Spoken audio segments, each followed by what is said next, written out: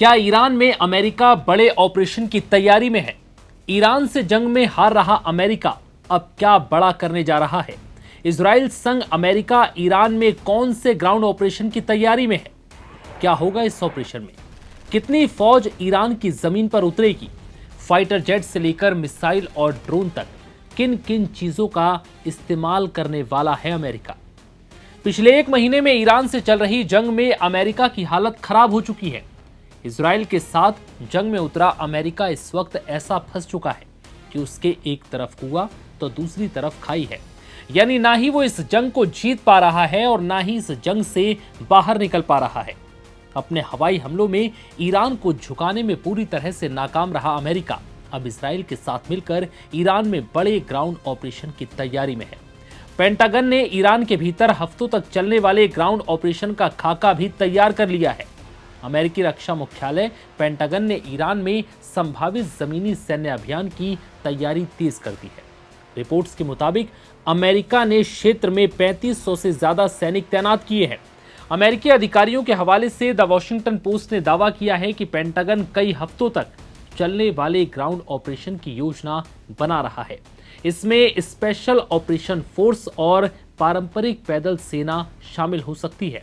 हालांकि अंतिम फैसला अभी अमेरिकी राष्ट्रपति ट्रंप को लेना है। जो जानकारी सामने आ रही है उसके मुताबिक अमेरिकी सेंट्रल कमांड ने इस बात की पुष्टि की है कि अमेरिकी नौसेना का युद्धपोत यूएसएस त्रिपोली करीब 2500 मरीन सैनिकों को लेकर मिडिल ईस्ट पहुंच चुका है। इस जहाज पर 31वीं मरीन एक्सपेडिशनरी यूनिट के सैनिक तैनात हैं। ये यूनिट पहले जापान में तैनात थी और ताइवान के आसपास अभ्यास कर रही थी, लेकिन ईरान जंग के बीच 2 हफ्ते पहले इसे मिडिल ईस्ट भेजने का आदेश दिया गया। यूएसएस त्रिपोली अपने 7 ट्रांसपोर्ट विमान, अत्याधुनिक स्ट्राइक फाइटर जेट्स और एम्फीबियस हमले के उपकरण भी लेकर जा रही है, जो समुद्र से जमीन पर सीधा हमला करने में सक्षम है। वॉशिंगटन पोस्ट के अनुसार अमेरिका अब ईरान में बड़े ऑपरेशन की तैयारी कर रहा है। अमेरिकी अधिकारी अब ईरान के भीतर स्पेशल ऑपरेशन और पारंपरिक इन्फेंट्री सैनिकों द्वारा छापेमारी की योजना बना रहे हैं। हालांकि ट्रंप की तरफ से इस जमीनी सैन्य अभियानों को अंतिम मंजूरी देना अभी बाकी है। दरअसल अमेरिका को ये बड़ा कदम उठाने के लिए इसलिए मजबूर होना पड़ा क्योंकि ईरान को अमेरिका ने जितना कमजोर समझा था, असल में वो उतना ही ताकतवर निकला।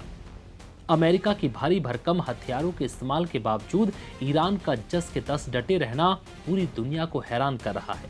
ईरान के इस दमखम को लोग इसलिए भी सलाम कर रहे हैं क्योंकि अमेरिका और इजराइल जैसे ताकतवर देश के एक साथ हमले के बावजूद ईरान झुका नहीं और लगातार न सिर्फ अमेरिकी सैन्य ठिकानों और इजराइल पर ताबड़तोड़ हमले कर रहा है, बल्कि मिडिल ईस्ट में मौजूद तमाम देशों पर भी हमले कर रहा है, जिन्होंने ईरान पर हमले के लिए अमेरिका का साथ दिया।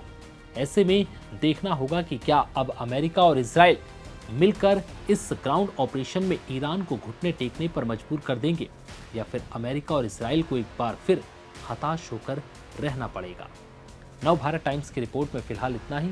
इजाजत दीजिए। नमस्कार।